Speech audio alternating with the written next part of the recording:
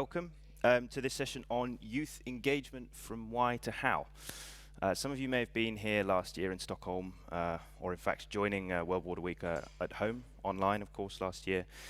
And we had a session on youth engagement where we talked about why youth engagement is so crucial in water governance and management worldwide.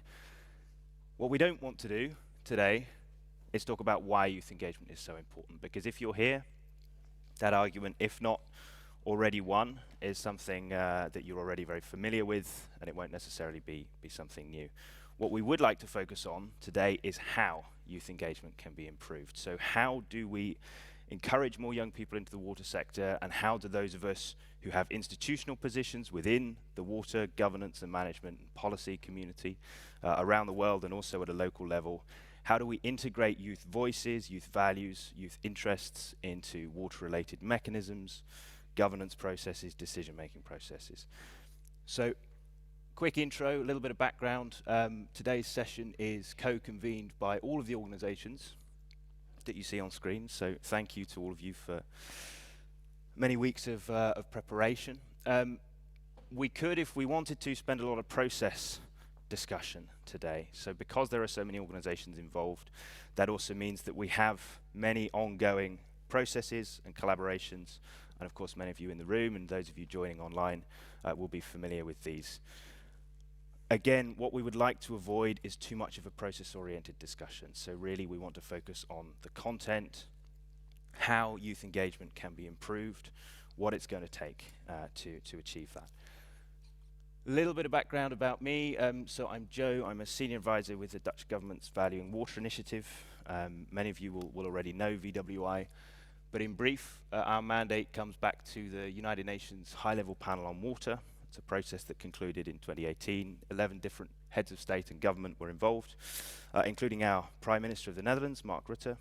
And at the conclusion of that process and the publication of this Making Every Drop Count report, the Netherlands signed up to a set of valuing water principles, which you see before you on the screen. So these principles focus on valuing water, so recognizing and embracing the multiple values that water has to all different groups and interests in water-related decision-making, but also trying to find ways to reconcile those values and to build trust between the different stakeholders who are involved in water governance processes. And that also means making space for those who have historically been excluded for whatever reason. So you see Principle 4, educate to empower. There's a very empowerment-oriented component to these principles, and in everything we do at the Valuing Water Initiative, we seek to ensure that the sort of historically marginalized, underrepresented groups are incorporated in decision-making processes, that their values and voices are heard. So this is one of the reasons that we're active in the youth engagement space. As a program, we have many other areas of activity, but the focus today is, of course, on youth. So without further ado, let's jump into the aims for today's session. Most of you will have heard, at least I hope you will have heard, about the United Nations 2023 Water Conference. The Dutch government has been here in force, putting out the message that next year in March in New York is a watershed moment for the water sector. We have an opportunity to coalesce around what we're calling a water action agenda, which brings together commitments from right across the water community that address all aspects of water governance and management and water issues, from floods, droughts, governance, pollution, every possible angle related to the global water issues that we face is being incorporated in the action agenda. Now, one of our focuses is on encouraging, as we mentioned, more youth engagement in those processes. So what we will be doing today is sharing some of the draft commitments that many of you in the room and those of you joining online, but also others over the past months have been working on to include in the Water Action Agenda. So these are commitments both by youth groups and for youth to ensure that young people can be systematically included, that their voices and values are recognized in water governance and management processes. What we're then also going to do is showcase some best practices. So again, this comes back to the how. What is it that makes youth engagement not just something important, but how can it be done? How can we do it in a concrete and specific way? And for those organizations for whom youth engagement is something new, you have an interest, you'd like to know more. We have some fantastic examples of best practice from our panel and our speakers today. And finally, we want to get your feedback, and we of course want to identify new partners. So this has been a collaborative process for us since the very beginning. Many of you, of course, have already been involved in that, but there are, I hope, many others joining online and here in the room who are perhaps not yet so familiar, perhaps not so plugged into those processes. So we'd like to get your feedback on the draft commitments as they currently stand. We'd like to identify new partners, and please approach us after the session to discuss in more detail how we can collaborate on that. So I'm going to hand over now to our first speaker. Maria Kosonen is Community Manager with the World Meteorological Organization, and Maria is going to tell us a bit more about Unify, which is the official UN 2023 youth platform. Here you are, Maria. Thank you very much, Joe. So, how many of you are under 35 here? Raise your hand. Wow, we got a great number of young people here. But it's not enough to just have us here in this room. We need to make sure that we include those people that could not make it here today, that are not otherwise represented. And this is where Unify comes in. Unify has been recognized as the official process for youth inclusion for the UN 2023 Water Conference. In the Unify process, we gather the perceptions of young people on the current water and climate challenges of the world and ask them what they think should be done about it. So we compare these perceptions to the reality and then see where the gaps and challenges lie to then come up with solutions of what can be done about it with different projects, programs and activities, as well as some commitments that we hope to get from governments, UN organizations, businesses and others. So far, the Unify's YDPA, Youth Development Plan and Agenda Survey, has been responded by almost 4,000 respondents. Most of them come from Sub-Saharan Africa, 40%.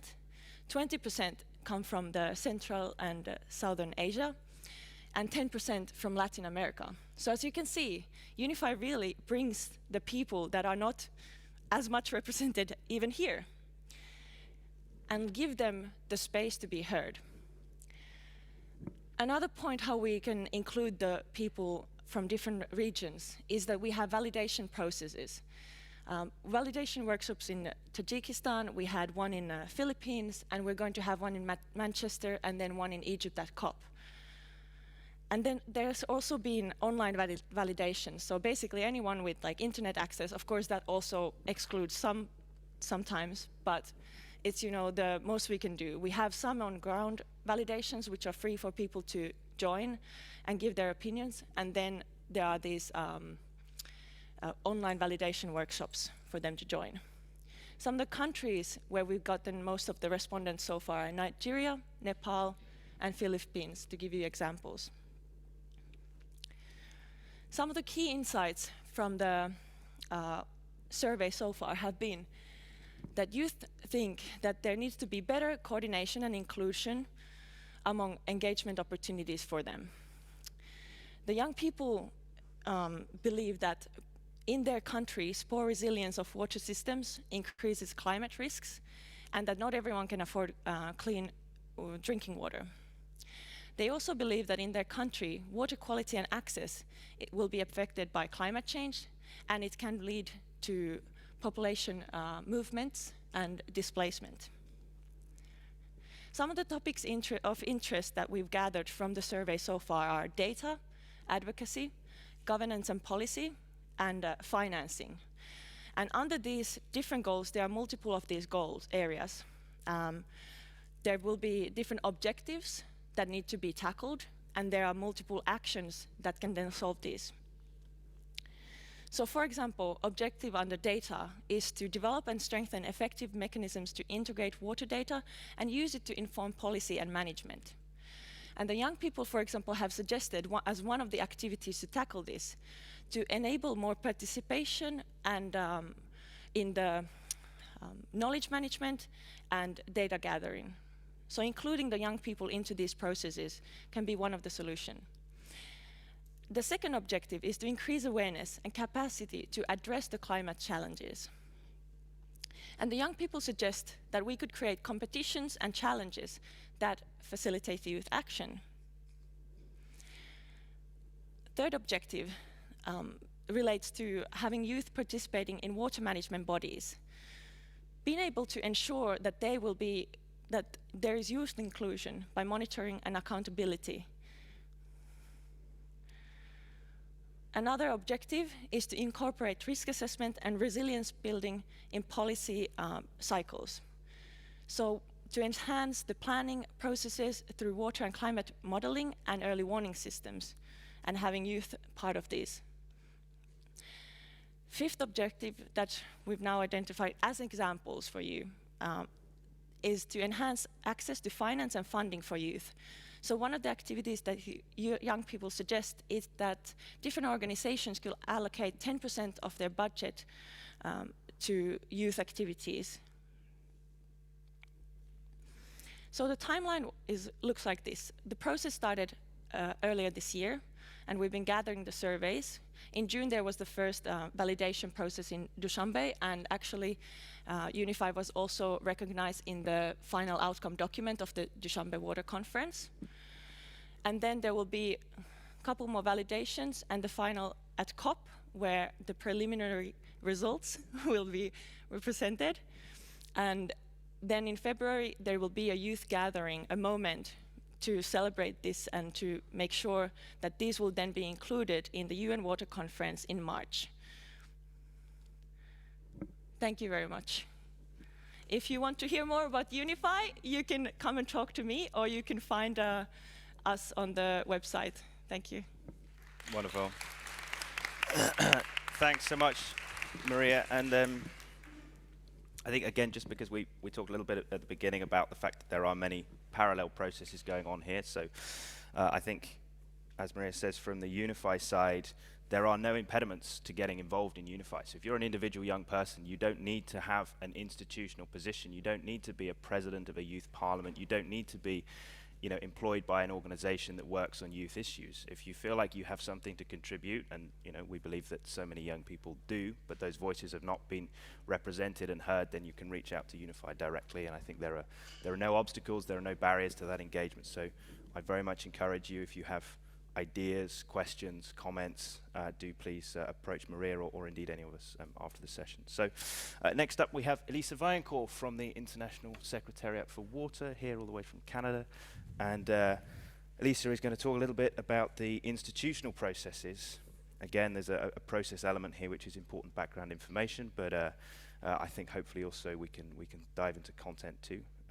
Elisa, over to you. Thank you so much, Joe. So as Joe mentioned, I work for the International Secretariat for Water, which is an NGO that's been working to empower youth engaged in the water sector for over 2 decades now.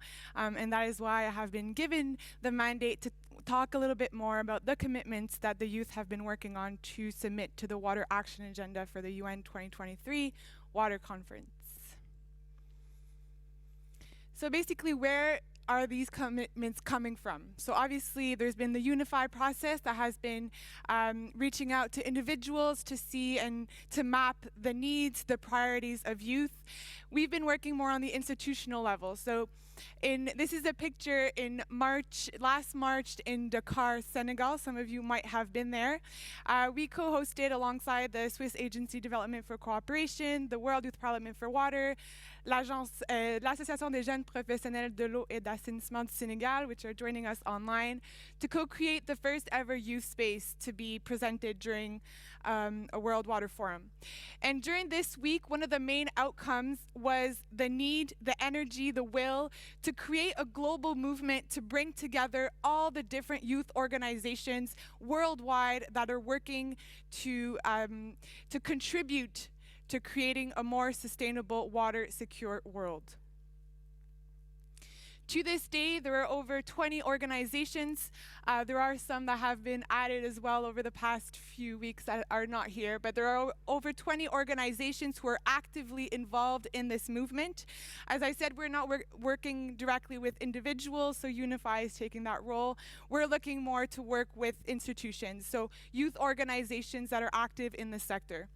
And as you see in the bottom of this screen, it's not only youth organizations. We believe that for this movement to be strong and to have the impact that we know it can have, it needs to be supported by all of the institutional players that have a big role in ensuring that the youth voices can be heard at the highest levels.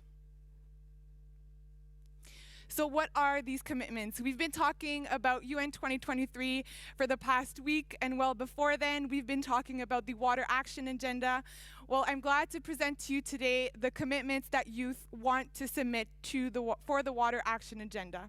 So we've worked on two categories, so key commitments by youth and key commitments that youth want non-youth actors to take. So I will start with the key commitments by youth. So the first one, foster cooperation amongst organizations, sectors, continents, countries, and generations using water as a vector for change. So I'm glad to say that we are already doing this. I think with the Global Youth Movement for Water, we've been having several meetings over the past months. Some of you were there yesterday. We had a super dynamic meeting to see how can we better coordinate and unite our voices so that we can have the impact that we all want to have from the local to the global level. This also means supporting non-youth actors in achieving their goals related to youth engagement. We are your allies, and I'm saying we as a young person, but also as on working in the institutional level. So I think we need to be allies, and we are there to support each other in achieving these goals. This also means fostering intersectoral collaboration, using water as a vector for peace, sustainability, and resilience. Secondly, amplify our actions, outreach, and impact through a united voice. So as I mentioned before, creating collaboration amongst youth actors, expanding membership, and accelerating and supporting youth-led direct actions. So I think we're all done with the talk. We need to start acting, and I think the youth are ready to commit to that. And thirdly, so for the youth commitments, increase our knowledge regarding water-related global goals. So obviously, we want the floor, we want to be at the decision-making table, but we are also ready to commit to have the knowledge and capacity to do it right. So I know that we're all a little bit tired. Some of us were out drinking last night with Josh. Some of us have had a big week. You've gone to a lot of sessions this week. So I tried to make it as simple as possible. So if there's 3 key words that I would like you to remember when you walk out of this room, if you are a youth actor, it's this: cooperate, act, and learn. Now for the key commitments for non-youth stakeholders. So we need everyone to make this happen, and non-youth stakeholders have a big role to play. So the first one, increase capacity building programs and training for youth, including soft and hard skill programs by 30% from 2022 levels before 2030. I think something that we often say to youth groups is that it's not clear enough. You don't have a clear target, you don't have a clear message. Well, this time we've worked with the youth groups to try and make it as specific, as quantifiable, and time-bound. So I think now we have clear commitments and that we can get behind and make sure that we all commit to. Second, increase the funding for local youth action plans and projects by 30% from 22 levels, through facilitated application and evaluation processes. I think that's the most important part. There are so many funding and financing mechanisms out there that exist, but they are not appropriate and not adapted to the specificities and needs of youth, and that needs to happen. And lastly, ensure that youth represent at least 30% of stakeholders engaged in water management and governance mechanisms, consultation, and decision-making processes at the local, regional, and global level by 2030. So I think this encapsulates, some of you were in Dushanbe, Noemi is here with us today as well. The 30-30-30 was presented in Dushanbe. I think this is the commitment that encapsulates that the best. So again, 3 key words for you as you walk out of this room: educate, fund, and include. So that's all I had for you today. I hope that we're going to be able to work together on these today, but in coming months as well. I hope you can all get behind these. If you are a non-youth actor, thank you so much for being here. I think already you being here is a step in the right direction. It means that you are interested and committed to making these commitments. So hopefully your organization, yourselves, we can all work together to ensure that these commitments do happen. So thank you so much, and thank you, Joe. Thanks so much, Elisa. A fantastic and I think very clear set of commitments there. The 30-30-30 commitment is one that I think deserves particular attention and particular credit to Noémie Plumier, who's here with us, who has worked on developing that commitment. And we then, who've been involved in the sort of the consolidation process, have tried to get other institutions, youth-led institutions and youth advocate institutions on board with that. Of course, the Water Action Agenda is just a starting point. We all know that in New York next year, March 2023, the world will come together for water. That's, of course, just a moment in time. We won't all be there. But the Water Action Agenda that the Netherlands is working on together with our co-host Tajikistan and with the support of the UN agencies and of other governments and stakeholders as well, that will long outlast the conference. So for a few days in New York, we have an opportunity to come together to build momentum, to build political attention around not just these commitments, but of course many others. But I think it's just very important to stress that this is something, we are looking ahead to 2028, to 2030, to the SDG agenda and beyond. So thank you for that, Elisa, fantastic. I'd now like to hand over to Mariana Borges, who is unaware that I know that it's her birthday, so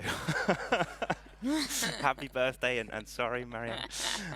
Thank you so much for being with us today. So Mariana is leading a process that the Valuing Water Initiative has been supporting for these past months and indeed the past couple of years around trying to make these youth activities and youth empowerment and engagement activities really concrete and actionable. So Mariana, over to you. Thank you, Joe. And you just stole my opener. I was going to say, as I move further away from being a young professional today, exactly today, I'm very happy to be in a room full of young people who I know, and we know as IUCN, the organization that I represent, is the future and the future of water, the future leaders. So we're very excited to be here and to be part of this movement.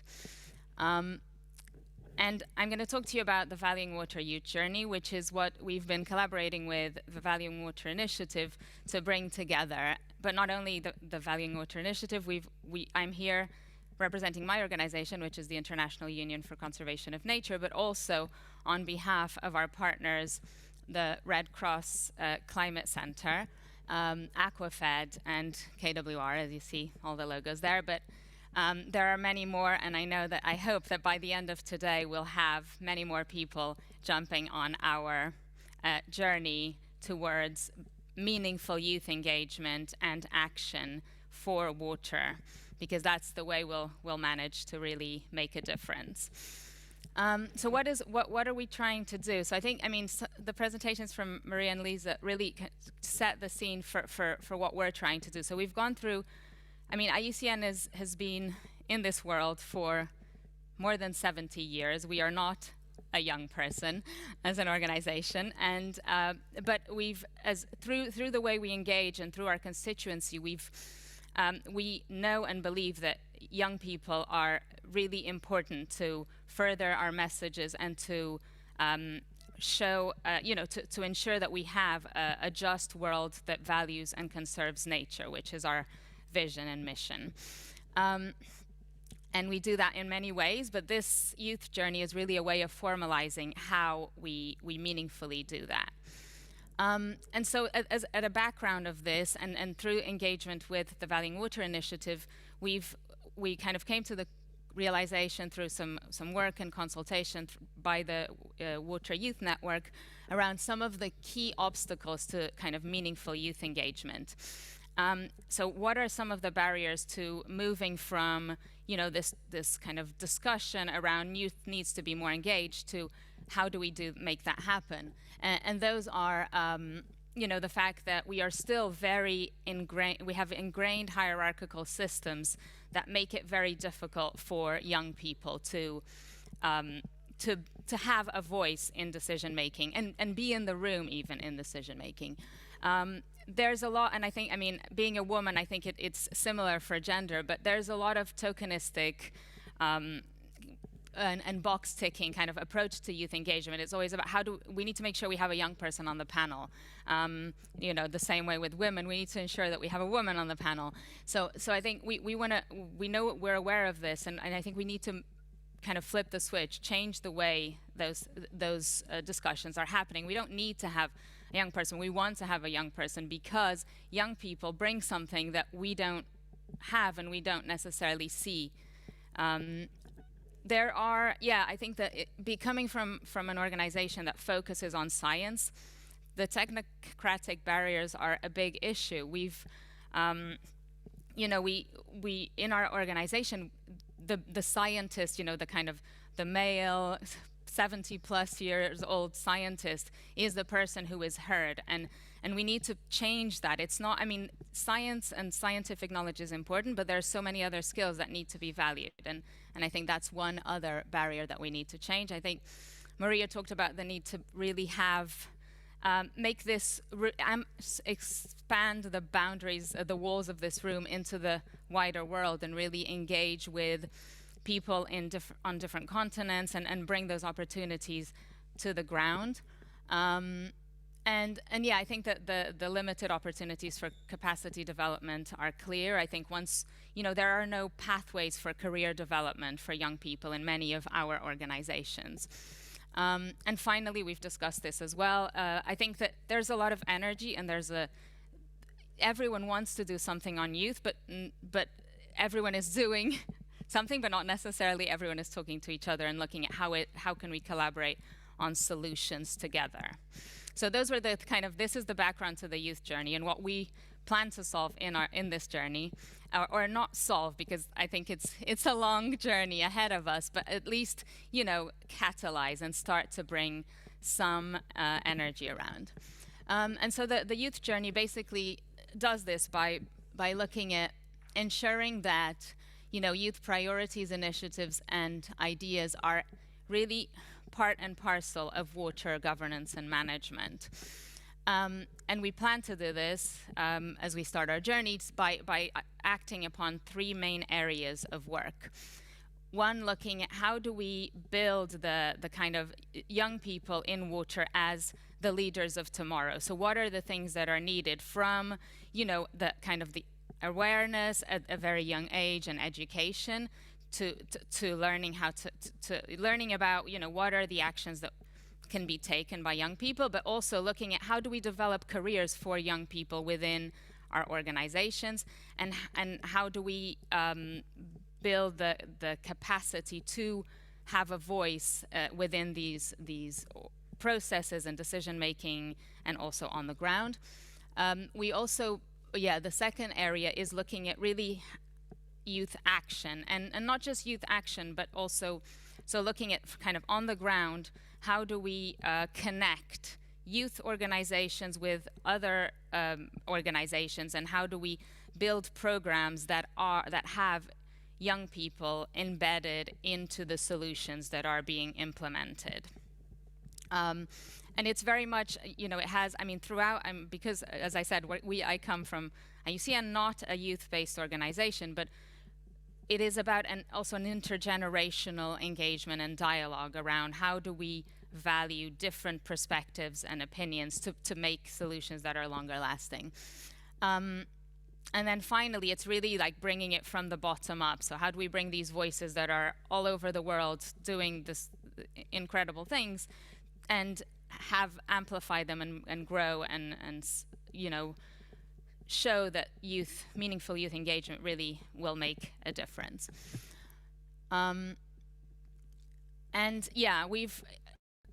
We've set ourselves kind of a big set of goals, and we hope and want through our network we have the four organizations are in many places. And so we plan to really embed our activities and our work within projects that we have that are existing, but also to really engage with organizations in different regions around the world. And so, I mean, this is an invitation for those that are here, but also for those listening online, that, you know, we will be hopefully working with you in the coming year to really change the way we engage young people in water. And I think that's it, and you can contact us, and I look forward to it. Fantastic. Thanks so much, Mariana. And I think just to pick up very briefly before introducing our next speaker on the point that you made about IUCN not being a youth-led or youth-oriented organization, I think that's a really important point. So we saw at the beginning the commitments we have very deliberately and carefully and thoughtfully drafted by youth groups, but also for youth.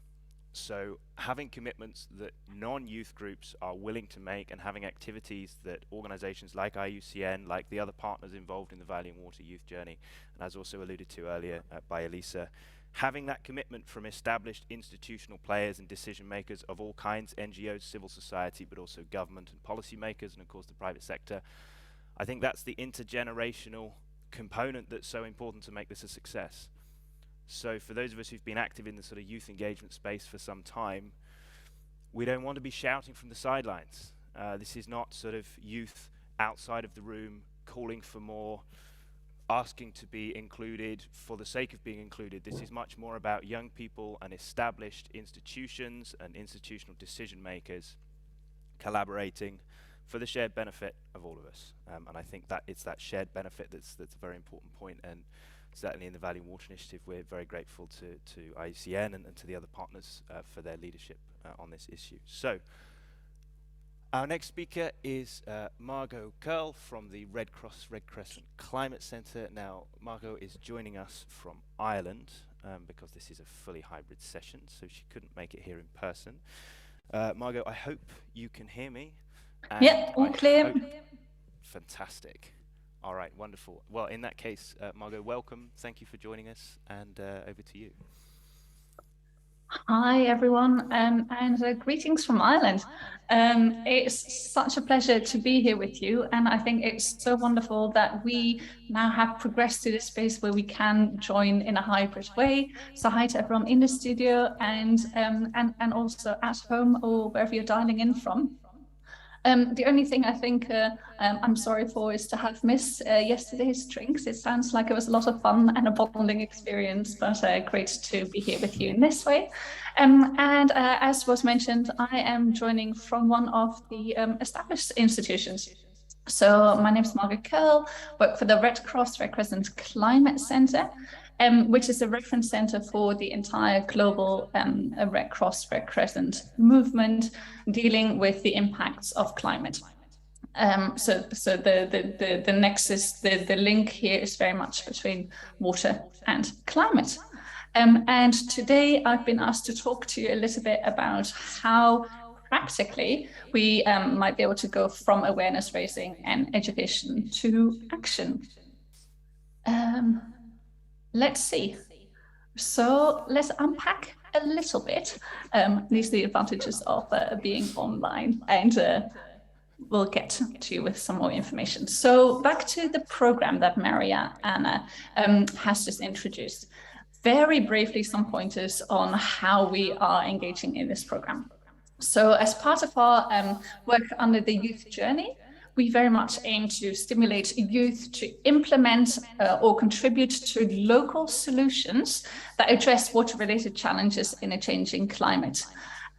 So we're very much looking at that last mile practical step of local solutions. And then I think what we're trying to do speaks very much to the priorities that have been mentioned. So to strengthen linkages and synergies between different youth initiatives, as well as with other water governance and management initiatives. And then to take some of these practical actions and plot them on a global map so that youth in one country, young people can be inspired by what's happening in another country. So we don't need to reinvent that wheel. And finally, develop lots of materials that help us understand that better and communicate that better. So that very briefly is on what we're planning to do in the program. And then just a bit of a background on the Red Cross and how we're involved. Maybe just have a little think. Have you ever thought about Red Cross being an actor in the climate change water world? Sometimes people are surprised when we say that we are. But what people often don't realize is that water climate is a huge part of the work of the Red Cross related to disasters that are out there, and trying to really manage that to reduce people's suffering all around the world. And what we do have is a volunteer base of, we've got about 15 million people all around the world, and a huge part of that are young people. So even though we're not mentioned as a youth organization, and certainly not a young organization, I think having been founded in 1859 or so, yeah, so been around for a little while, but we have an enormous number of young people out there and eager to act, and especially now around the climate crisis, wanting to take practical action. So last year, we created a global strategy together by young people on dealing with the impacts of climate change, youth-led climate action. And there were consultations all over the world. And that led to something very practical. Basically, what young people wanted was some guidance on how to generate more awareness, how to get to practical action, and how to have a seat at that table and be more engaged in meaningful advocacy. Really what was called for, and I think that speaks to everything that's been said so far, is let's start with some practical tools. What are some of the things we can already do to meaningfully take action in our local communities, and then have those action amount to something bigger at scale globally? So what we did was made a big overview of our 10 favorite tools that we can use at the moment, and I will just highlight one of them to give you a bit of a flavor of what that looks like. But there's this strategy is open and available to anyone, so you're very welcome to have a look at these tools. I'm happy to share the link in the chat afterwards also for the organization. But there's children's climate cards in here, there's Why Adapt, a youth tool, there's climate games in here, there's an urban action kit. So there's things for different ages dealing with different sides of this, these three actions of awareness, action, and advocacy that I think all of us would like to work on. So quickly to look at this Why Adapt program. That's a program that it's a game-based curriculum where we have a certain number of sessions, 6-7 sessions, where young people learn, in a nutshell, 3 things. What is climate change? How does it impact me in my community? And number 3, what is it that I can practically do about it? All wrapping up into actually going and doing is exactly that thing. And we found that a very useful way of engaging with young people. So you're not only focusing on going directly for the action, where you may end up with the most obvious thing that everyone can think of, and you may get millions of people planting trees, which may be a fantastic thing to do, but there's also looking at different sides of what's actually impacting me in my community right now. So I think so far the reactions have just been wonderful. So for example, to explain what climate change is, we have this greenhouse gas game, and I've literally heard people say at the end of that, like, oh my goodness, it's terrible what's happening, why aren't we doing something about this, sort of thing. And that, that's the sort of reaction that you want, leading to that energy that I also see here in the conference of we must act now and do something that makes sense. So then with regards to this interactive global map, this is something that plots actions from Red Cross volunteers. As you can see, it started in Latin America and it has now become a global map. And slowly we are plotting more actions, activities on this map where you can really zoom in and see, hey, what's happening in X and X country on specific themes. So for that knowledge sharing ability. And then just a few practical examples. I said maybe not everyone should be involved in tree planting, but in this particular case in the Philippines, what has been found is that the hazard that we were looking at was floods, and in this case the community started a mangrove planting program dealing with that flood impact, and which has been a great success. In Haiti, on the other hand, they're also looking at flooding as a hazard, so all water related, and found that in this case, what needed to happen was to clean drainages and having conversations with market merchants to really improve the infrastructure and thereby reduce the impacts that they're experiencing.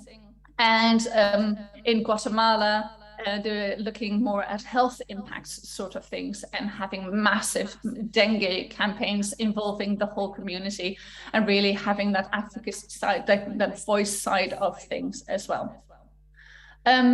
So just a few practical examples here, maybe just to summarize as a bit of experience from what we have found has worked really well.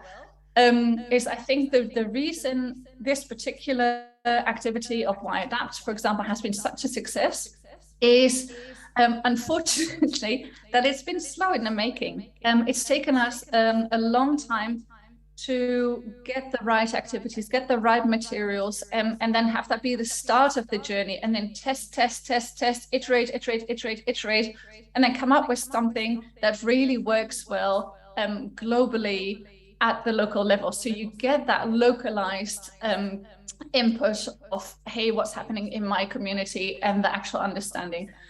So I think one of the great insights is do invest a bit of time in testing whatever methodology you come up with, and the results will be all the better for it.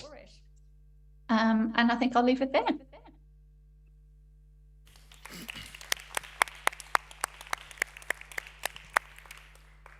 Margot, thank you so much for that. And I think the practical element again comes back here. So we talk in forums like World Water Week around what's needed at a global level and what we can do for global agendas, and of course the Water Action Agenda is key here. But it's making it practical and locally led and grassroots that I think is where we can actually make a real difference. So Margot, thank you again for your intervention. I don't wish to sort of click you away, but I do now need to head to the next slide, which is where we bring in all of our participants. You've very patiently listened to us for about 45 minutes now, and that will be all of the listening that we will ask you to do today, because now we want you to start thinking and talking. So what we're going to do is break out into, I'm just looking at the room here, I would say 4 groups. So for those in the room, perhaps one in this corner, one in this corner, and 2 groups at the back. If each of those groups can then assign a rapporteur who will report back, we're going to have about a 25-minute discussion in those groups where we want your opinions on these commitments. So, 2 leading questions. How do we implement them? Now, these commitments are not perfect, they're not final, they will no doubt evolve, but we feel we have a pretty solid draft, particularly the 30-30-30 commitment. And so our question to you is really, how do we implement? What kind of processes do we need? Who do we need to speak to? Who can lead the way? And can your organization or organizations that you work with take a lead on that?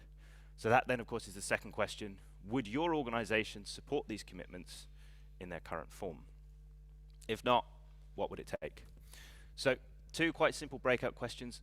Just a quick reminder that these commitments are focused on commitments by non-youth groups. So the youth commitments, as a reminder, are around coordination. Elisa, the top 3, remind me off the top of your head. Collaborate, act, learn. Collaborate, act, and learn. Yep. That's it. Yes. For those youth groups who are in the room, and many of you were in the meeting that the Global Youth Movement for Water coordinated yesterday, of course, many of you joining online have been connected to that process for some time. The reason that we're focused on the non-youth group commitments is because the youth-led commitments have already been discussed at some length. Of course, you're very welcome to comment on those as well and to volunteer to be a part of those processes. Again, please approach any one of us here on the panel today to discuss the details of how to do that. But for now, if we could organize in the room into those 4 different areas, assign a rapporteur. I think there are a couple of willing volunteers or unwilling volunteers, depending on how late you stayed at Josh's drinks last night. And for those who are online, and again, thank you all for bearing with us. My colleague Sophia will be moderating the online breakout group. We're just going to have one to keep things simple, so we won't have multiple online rooms. I don't think people have the ability to unmute themselves. If you do have the ability to unmute yourself, please don't use it. We'd like to just keep it in the chat, keep things simple. Let us know what you think in the chat box, and my colleague Sophia will be reporting back. So you have 25 minutes, and we look forward to hearing your feedback in 25 minutes' time. So thank you.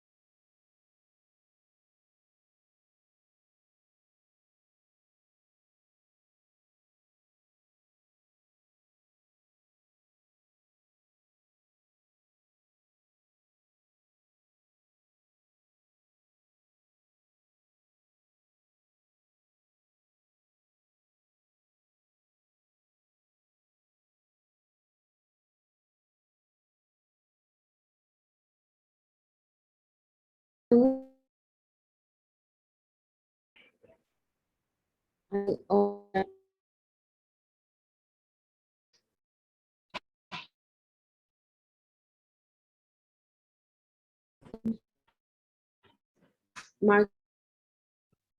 you hear me? It's a bit echoey. Bit of a now? Still a little bit robotic. But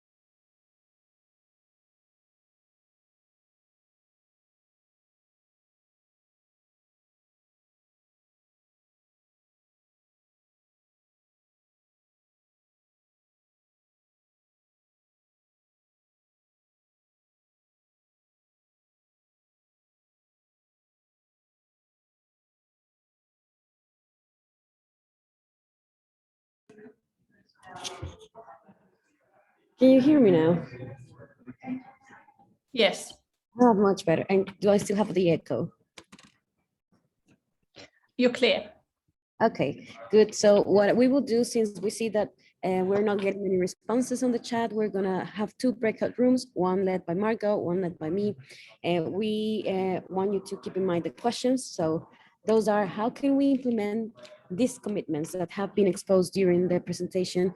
And what do you think if your organization could support them in their current form? If not, what do we need to change them? So I will start the breakout and hope that we can spark the conversation a little bit more.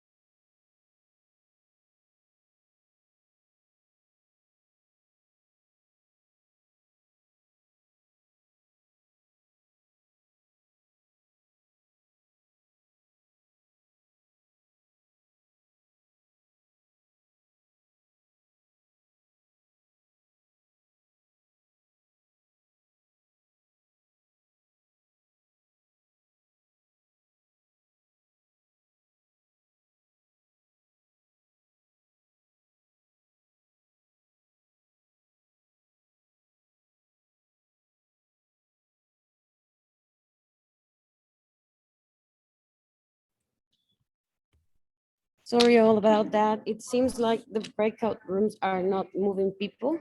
They say they're in progress, but for what I see, we're all still in the main room. So I don't know, Margot, can you turn on your camera?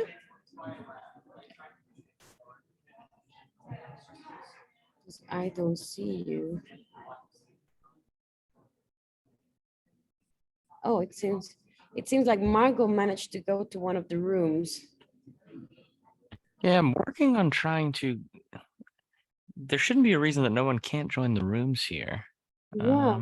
They're in the rooms, but it's saying they're not joining. Yeah.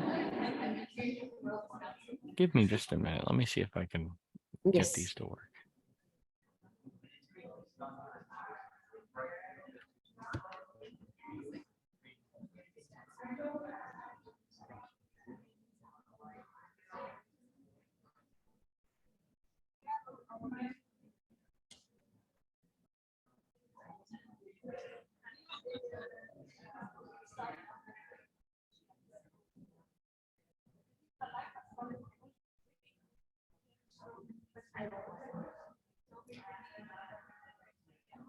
Okay. I see that all breakout rooms will close. Oh, yeah. All right, I've got 2 rooms.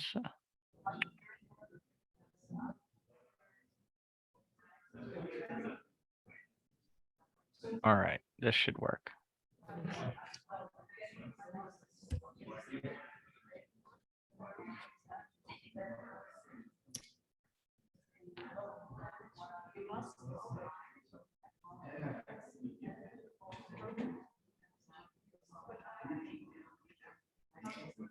Brilliant. So now I just need to join this one.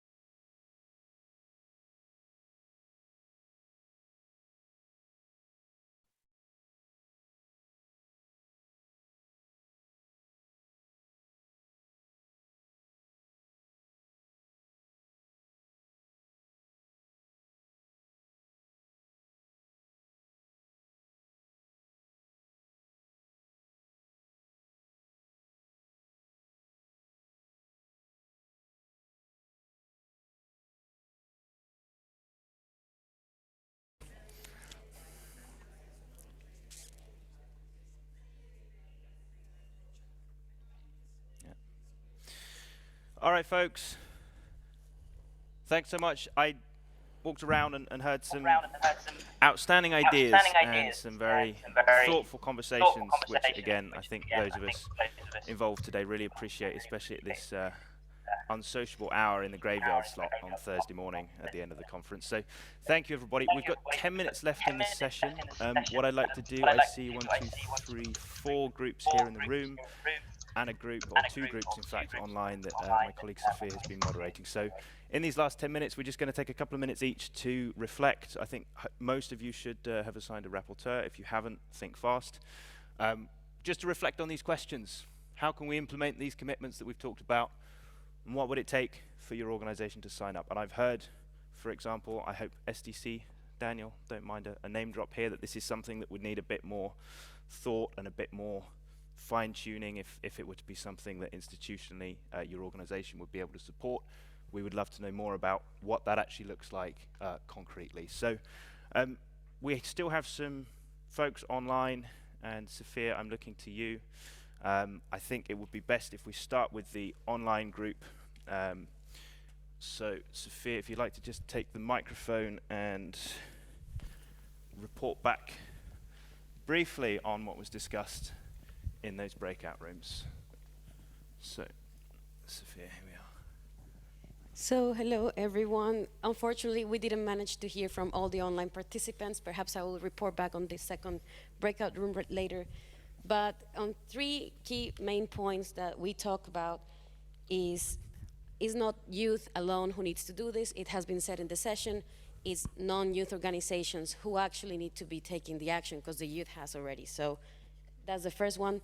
We need to make the commitments concrete. As they stand, it's very hard for organizations to achieve this because they do not know where to start. So make them more concrete key indicators. We talk a lot about more, but I will prioritize that we need to try, regardless of if we fail. Like, even though it's a starting point, it's necessary to engage regardless of the lack of knowledge we have, because once we have done it, even if we fail, we will know if it's worth doing it, if we need to take another path, but we need to try. Wonderful. Thank you so much, Sophia.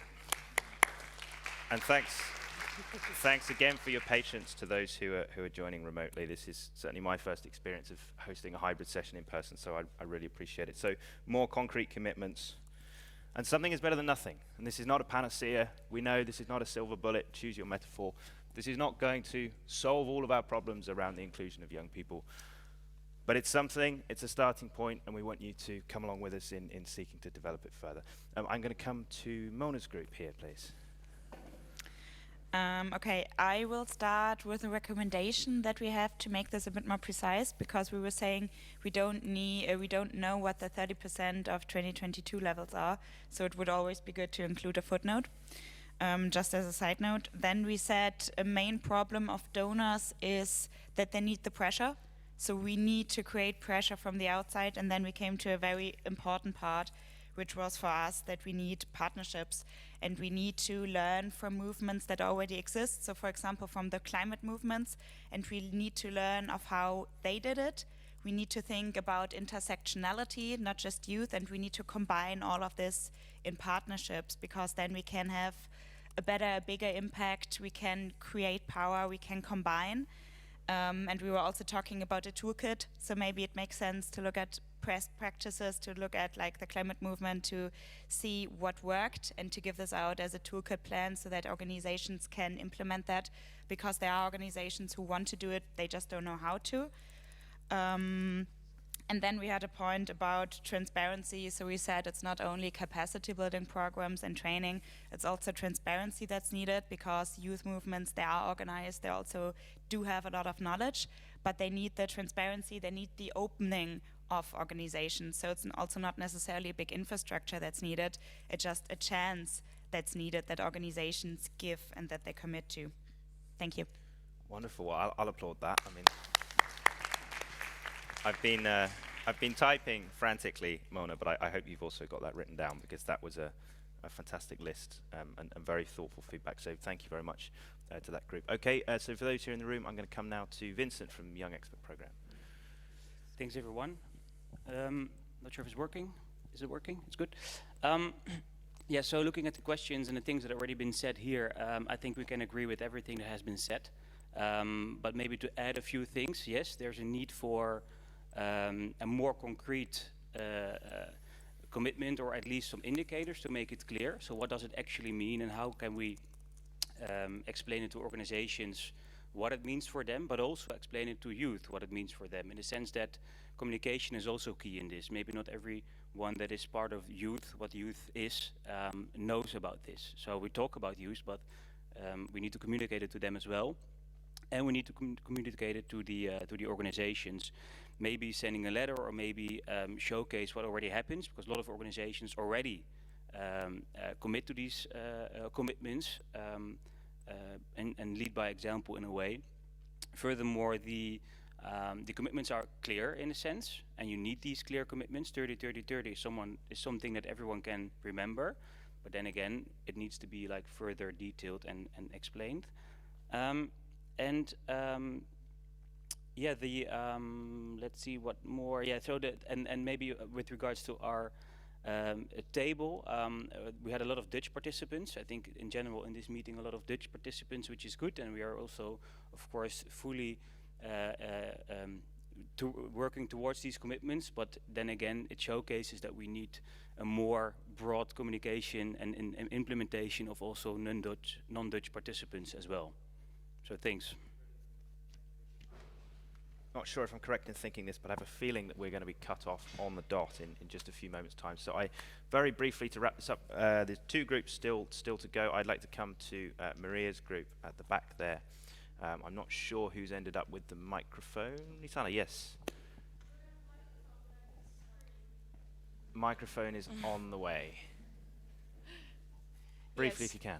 So yeah, we talked about making a connection between the grassroots initiatives from youth themselves, but also needing endorsement from non-youth groups. So actually, what we actually talked about is change starts locally often, just from frustration and wanting to change the situation you're in.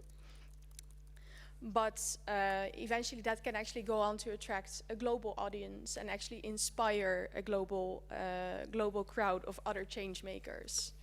And actually what is really needed is funding. It's very, very basic, but what organizations can do, they can do so much with just a little bit of funding. They can professionalize, they can scale up, they can reach a way larger audience. So that is one of the things that we talked about.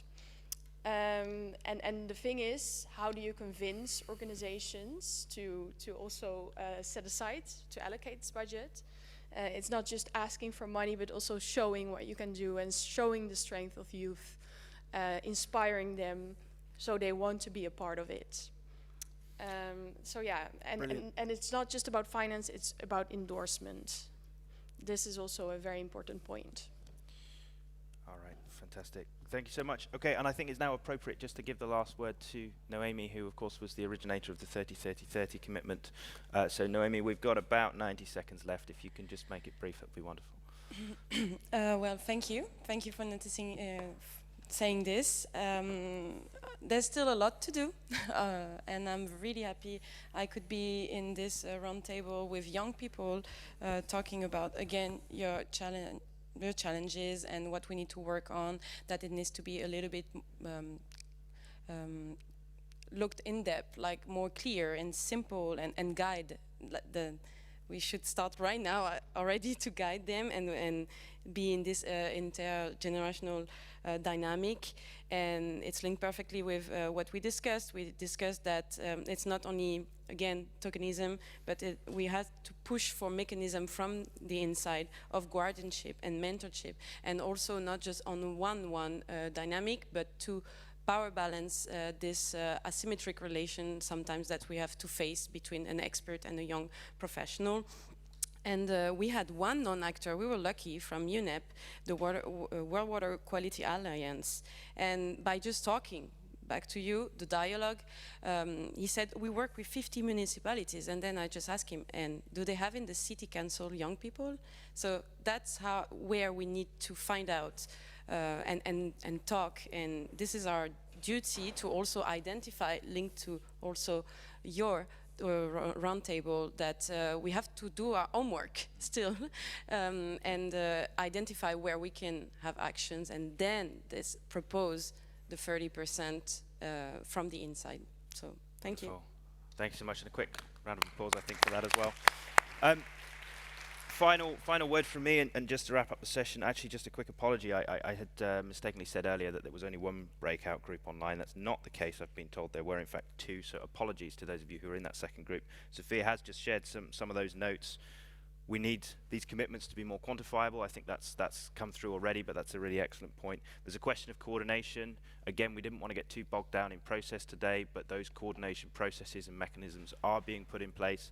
If you want to get involved, please reach out to any of us who've been involved in organising today's session. We will point you in the right direction. And then this question of how do you commit? So just as a reminder, these commitments are for the Water Action Agenda, which will be launched at the United Nations Water Conference in 2023. But the Water Action Agenda will far outlast that conference. And so in terms of how to commit, again, talk to us about process, but this is really a long-term vision that we're focused on here. So finally, I just want to say thank you to all of our co-conveners, and there's more than a dozen of them. So all of these organizations have contributed actually concretely to co-convening this session, but there's an even longer list, and apologies if your logo is not on here, of those organizations and groups and really leading individuals as well who've helped us to put all of this together. Thank you to all of you for sticking around on a Thursday morning after Josh's drinks. It's been a real sort of team effort, and I very much appreciate, and I think all of us who've been involved in organising this session really appreciate your contributions. So next steps, please just approach us after the session, drop us an email, find us online, get involved in these processes, and let's see how far we can go together. So thank you very much.